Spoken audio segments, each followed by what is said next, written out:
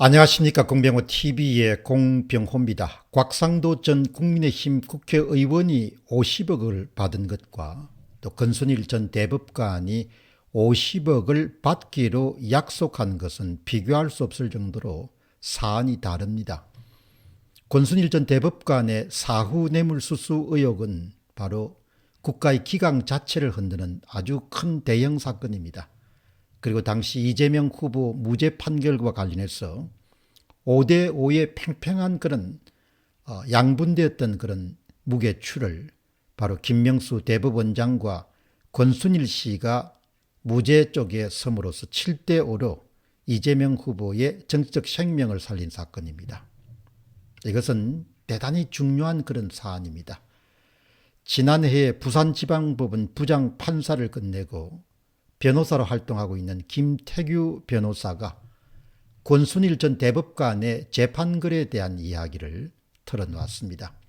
참고로 김만배 화천대유 대주주는 2020년 3월 24일 날 분당 모 카페에서 정영학 회계사와 대장동 개발사업의 이익배분과 관련해서 이른바 50억 클럽 멤버 6명을 특정해서 지정하게 됩니다.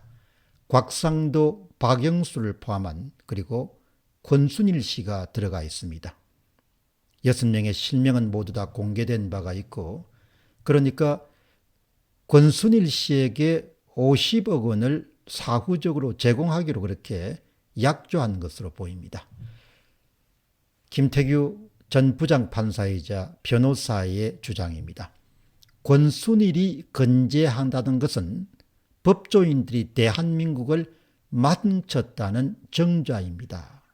법조인이 되기 위해서 어려운 관문을 거쳤다는 이유 하나로 국민은 법조인을 엘리트로 높여주고 특별한 대우와 때로는 존경까지 보냅니다.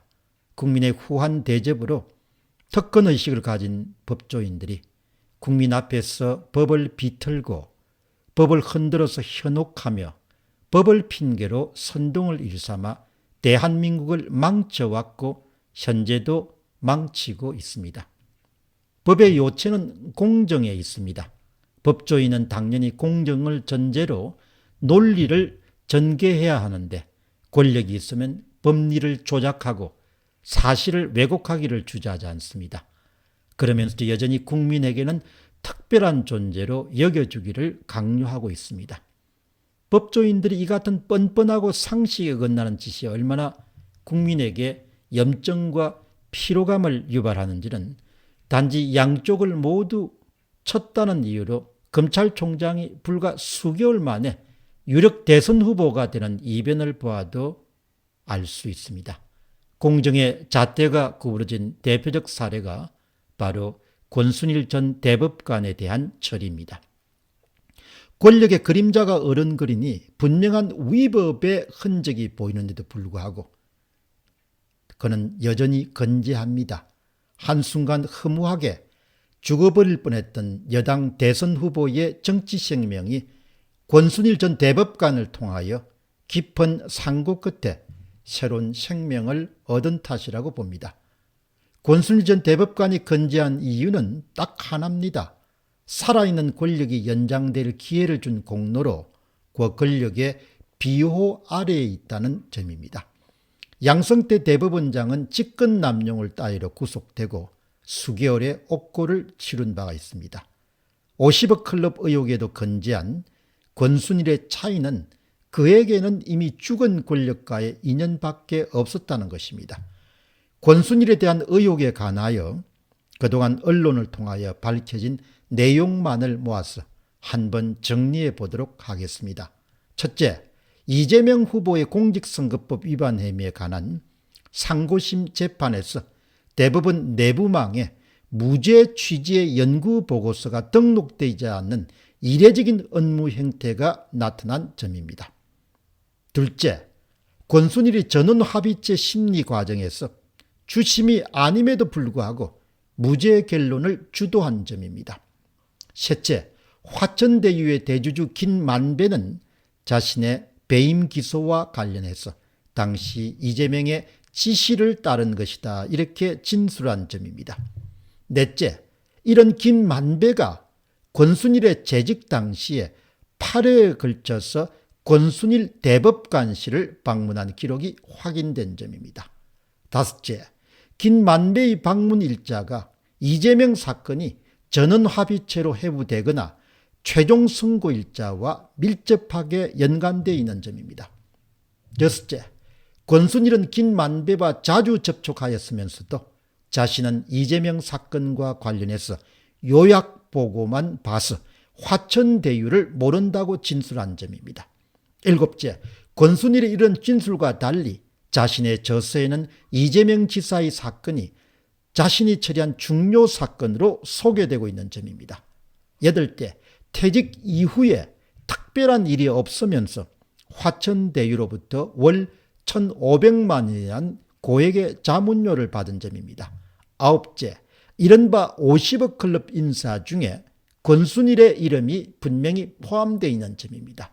열 번째, 권순일이 무죄 의견을 주도하였던 이재명의 사건이 실제로 대법원에서 무죄로 최종 판결된 점 등의 재반 사정을 모아보면 많은 국민은 권순일에 대하여 뭐라고 평결할 것으로 생각됩니까?